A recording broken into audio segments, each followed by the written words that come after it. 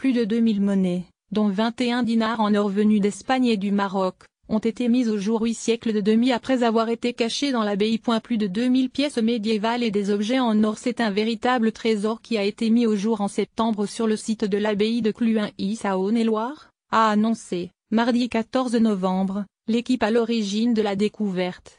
Celle-ci, emmenée par Anne Beau et Anne Flamin, du laboratoire Archéologie et Archéométrie CNRS Université de Lyon IEI, comptait des chercheurs de la Maison de l'Orient et de la Méditerranée, ainsi que des étudiants. Fondée au début du Xe siècle et en grande partie détruite pendant la Révolution, Cluin-y, qui était une des plus grandes abbayes d'Europe occidentale au Moyen-Âge, fait l'objet de fouilles archéologiques régulières.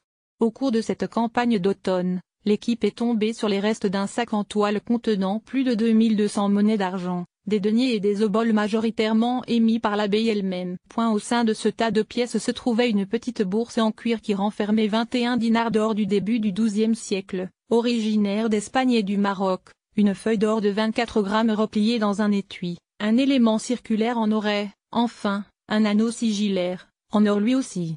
Destiné à apposer un sceau, ce bijou est orné d'une pierre rouge antique, gravée d'un buste de Dieu.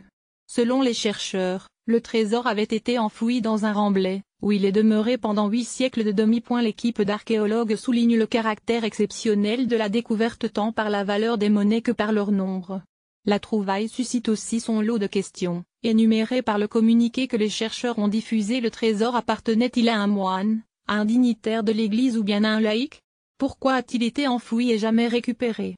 À quoi correspondait l'endroit où il a été caché? Que disent ces monnaies? Où les deniers clunisiens étaient-ils frappés? Que font là ces dinars venus d'Espagne et du Maroc?